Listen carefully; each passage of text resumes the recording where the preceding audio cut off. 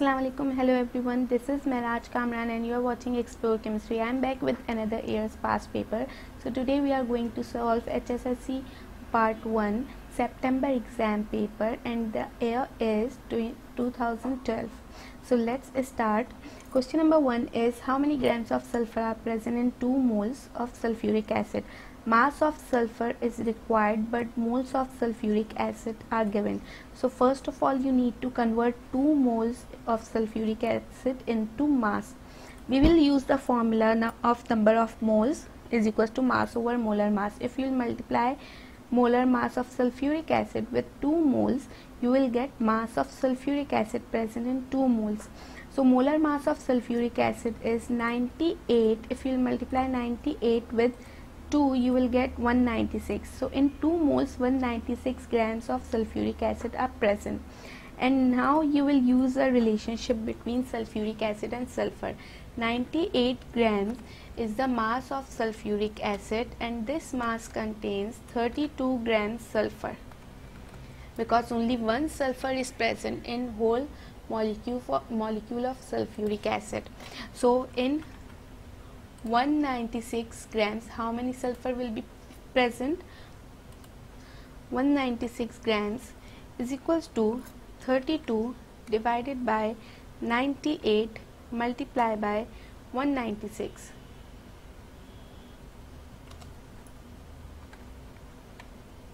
So this calculation you have to solve. I'll show you how. 32 divided by 98 multiply by 196, answer is 64 grams. So 64 grams of sulfur is present in 2 moles of sulfuric acid, because mass of 2 moles of sulfuric acid is 196 grams. So correct answer is option B, 64 grams. Next question is what is the percentage of silicon in silicon 4 oxide? The formula of silicon 4 oxide, where silicon's valency is 4 and oxygen valency is 2, the formula is SiO2. This is the correct formula for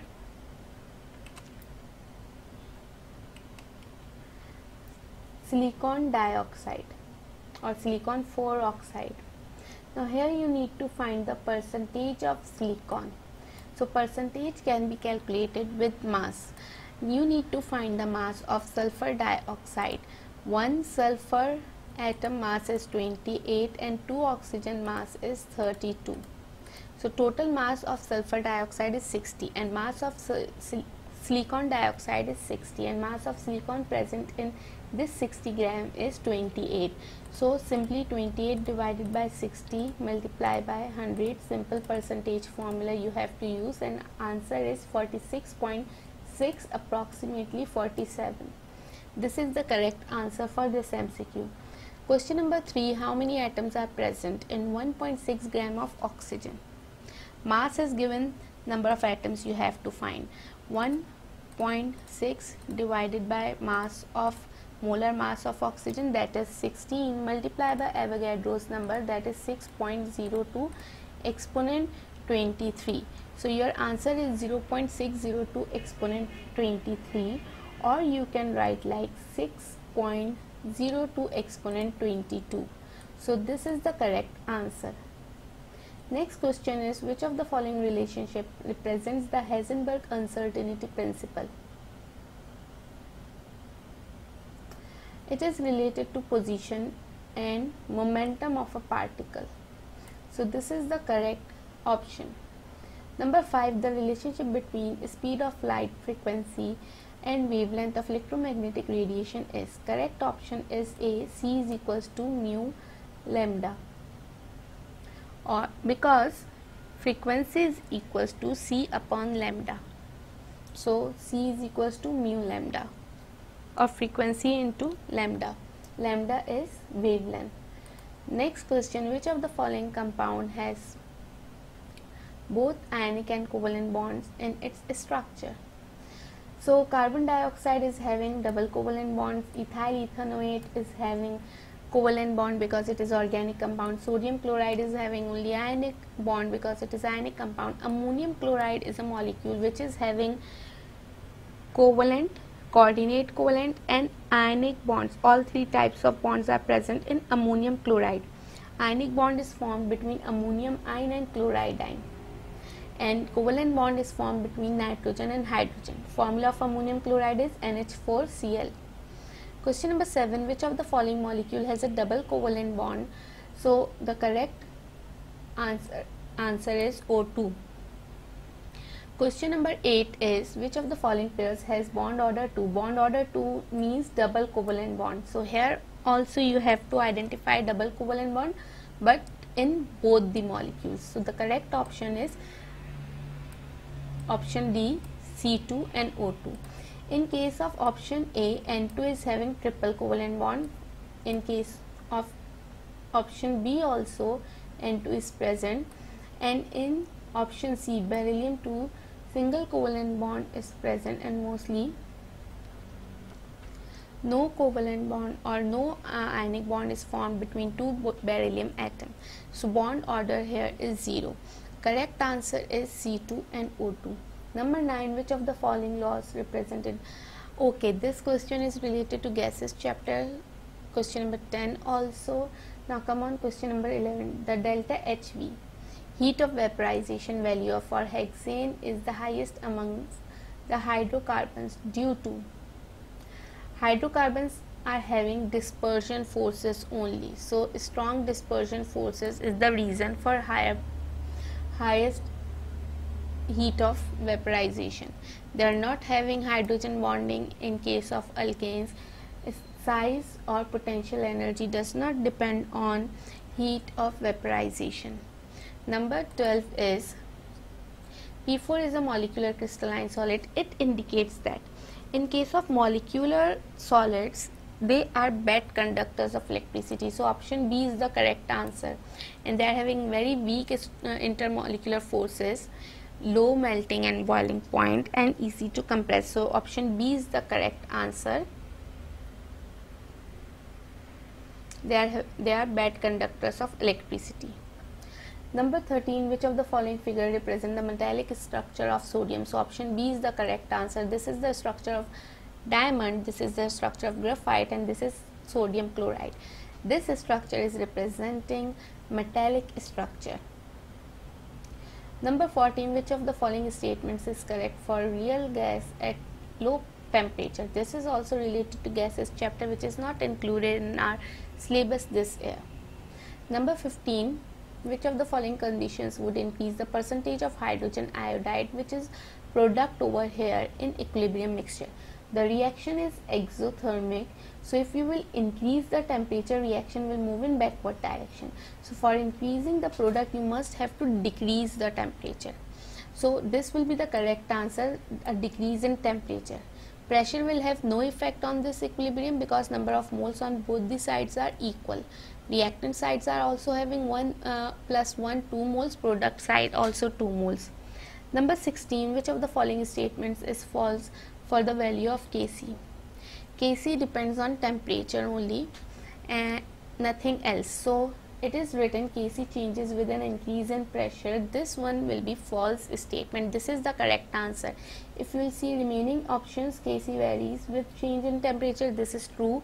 Kc does not depend on initial concentration. True. Kc remains constant with equal change in concentration of reactants and products. True. So it increases with pressure is the false statement. Remaining are true. Number 17. What is the nature of aqueous solution of sodium acetate?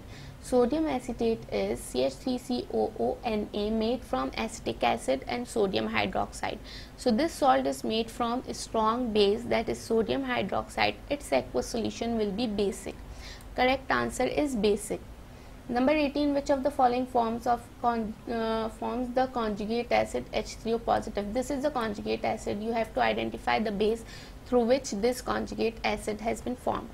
So bases has to gain protons, so it will be H2O. After gaining proton, it has converted into H3O positive. Number 19, number 20, 21 also are not related to the chapters. which are included in our syllabus, but 21 you can solve. pH value of sodium hydroxide has been asked in this MCQ. 0.01 is the molarity, means 1 exponent minus 2. So from basis you can find pOH. pOH will be 2. From this molarity value you can easily find pOH, it is 2. So if pOH is 2, pH must be 12. So 12 is the correct answer. Number 22 is also not related. 23. Which of the following is the Henderson equation for buffer solution? pH is equals to pKa plus log of concentration of salt divided by concentration of acid. Option B, C is the correct answer. Number 24 is not related. It is related to enzymes and catalysts. It is not related to our syllabus. Number 25. It is also not related. Order of the reaction has been asked. Now come on, number 26. Which of the following is the oxidation number of phosphorus in P2O5? Oxygen oxidation number is -2, 5 oxygen -10. So the oxidation state of P2 will be +10 for 2 phosphorus. For 1 phosphorus it will be +5. So correct answer is +5. Number 27. The half cell reactions are given below. Which of the following reactions occur spontaneously? Both the reactions are reduction reactions, means reduction potentials are given. In any reaction, according to these reduction potential values, the nickel +2 charged ion reduction is having low value, is having high value, because the value is in negative. And this value is the low value, means zinc will undergo oxidation and nickel will undergo reduction. So if in any reaction zinc is being oxidized and nickel +2 is being reduced, so it means the reaction is spontaneous. Let's check the first reaction. In first reaction, nickel oxidation state is changing from 0 to +2, means it is oxidizing here. So this won't be the spontaneous reaction. We have to check where nickel is reducing and zinc is oxidizing. In second also, nickel +2 till 0, this is decrease in oxidation state, so it is reducing. Now zinc +2 till 0, it is also reducing, so this will be the wrong equation, not the spontaneous one. Check number C. Nickel is changing from +2 to 0, means this is decrease in oxidation state, reduction process, and zinc is changing from 0 to +2, means increase in oxidation state, oxidation process. So this reaction is spontaneous according to these values. Lower reduction potential value will undergo oxidation reaction. So option C is the correct answer. In option D, nickel is oxidizing, so it will be wrong. Number 28. Which of the following is the EMF value of a standard hydrogen electrode? It is standard electrode, EMF value is always 0. So the correct answer is 0 volt, option A. Which of the following combination results in an increase in the magnitude of lattice energy? Lattice energy depends on two things: greater charges on ions and smaller distance between two ions. So this A is the correct option. Number 30. Which of the following is the correct representation of heat absorbed at constant pressure? At constant pressure, QP is equals to delta H. So option B is the correct answer for this. So this was all about 2012 paper. I'll be right back with another year's past paper. Thank you. Allah Hafiz.